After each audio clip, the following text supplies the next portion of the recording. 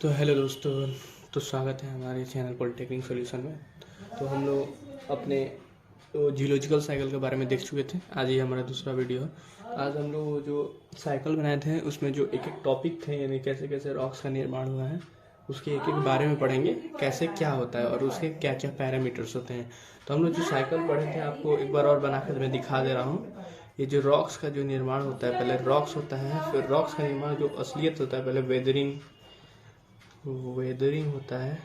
Weathering के बाद transportation होता है इसका, ट्रांसपोर्टेशन के बाद डिपोजिशन होता है इसका, डिपोजिशन होता है। फिर डिपोजिशन के बाद अपवेल होता है, अपवेल के बाद रॉक का निर्माण होता है। इसके बारे में हम लोग वेदरिंग है, इसके बारे में हम लोग पढ़ चुके थे, इन सब के बारे में। अब हम लोग ये समझेंगे कि वेदरिंग में क्या क्या पैरामीटर्स होते हैं, वेदरिंग में क्या क्या चीज़ आते हैं, इसके बारे में हम लोग देखेंगे।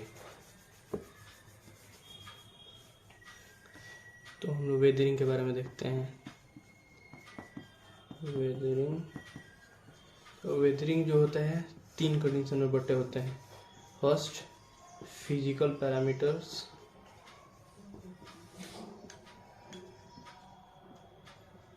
Second chemical parameters, and third is mechanical parameters. Mechanical ये पैरामीटर, तो 3 पैरामीटर्स में बटे होते हैं। तो हम लोग ये देखेंगे फिजिकल पैरामीटर में क्या क्या होता है। जैसे वेदरिंग जो हम आपको बताया था कि जैसे ये चट्टान है, तो चट्टान का जो चट्टान पहले रॉक्स का निर्माण करने के लिए हम लोग चट्टान को तोड़ेंगे, फोड़ेंगे, मतलब टूटता है, प्राकृतिक रूप से भी टूटता है। तो ये नेचुरल जो होता है उस हिसाब से हम लोग देखेंगे। नेचुरल में एक फिजिकल कंडीशन आता है। फिजिकल में ये होता है कि जैसे फिजिकल में रेन हुआ, वाटर हुआ, रिवर्स के थ्रू हुआ और वाइंड के थ्रू हुआ। तो ये जो सारे फंडे हैं यानी पैरामीटर्स हैं, ये सब फिजिकल के अकॉर्डिंग आते हैं। जैसे बरसात होता है तो पठानों जो चट्टानें होती हैं उन पर घर्षण पड़ेगा तो ये धीरे धीरे छोटे छोटे टुकड़ों में टूटना स्टार्ट होंगे। तो जो बारिश होती है तो जो पानी का जमाव होता है उससे भी रॉक्स पे क्षति होती है।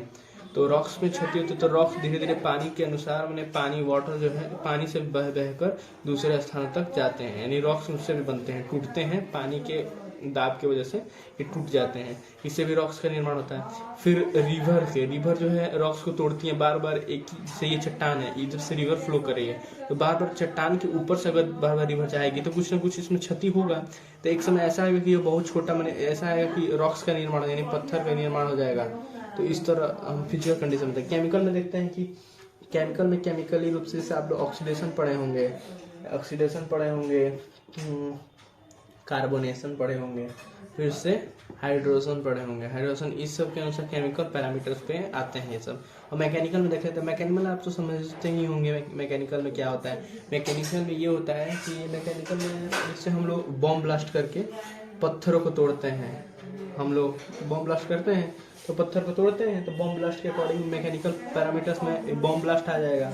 फिर से क्रशर के अनुसार, जो क्रशर होते हैं छोटे छोटे करने वाले, चाँचने वाले, वो फिर मशीनरी प्रोसेस के द्वारा, मशीनरी प्रोसेस यानी बड़े बड़े जो मशीनें होती हैं खाने में लगी होती हैं, वो खान होती है, बड़े बड़े कोयले की खान हो या आप देखे होंगे कभी, तो उसमें जो मशीनें लगी होती हैं वही मशीनें से हम लोग पत्थर को भी तोड़ते हैं।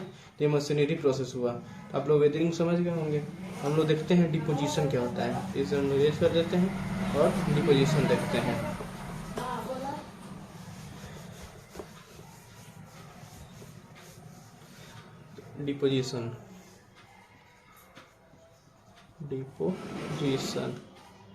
डिपोजिशन भी जैसे हमने आपको बताया कि जो वेदरिंग होता है, वैसे ही डिपोजिशन इस सेम टू सेम उसी की जैसा है, बस इसमें इसका केमिकल प्रोसेस नहीं होता है, जबकि मैकेनिकल और फिजिकल दोनों प्रोसेस होता है। तो इसको हम लोग फिजिकल और मैकेनिकल प्रोसेस में बांटेंगे नहीं, वैसे आप लोग समझ चुके होंगे वेदरिंग में।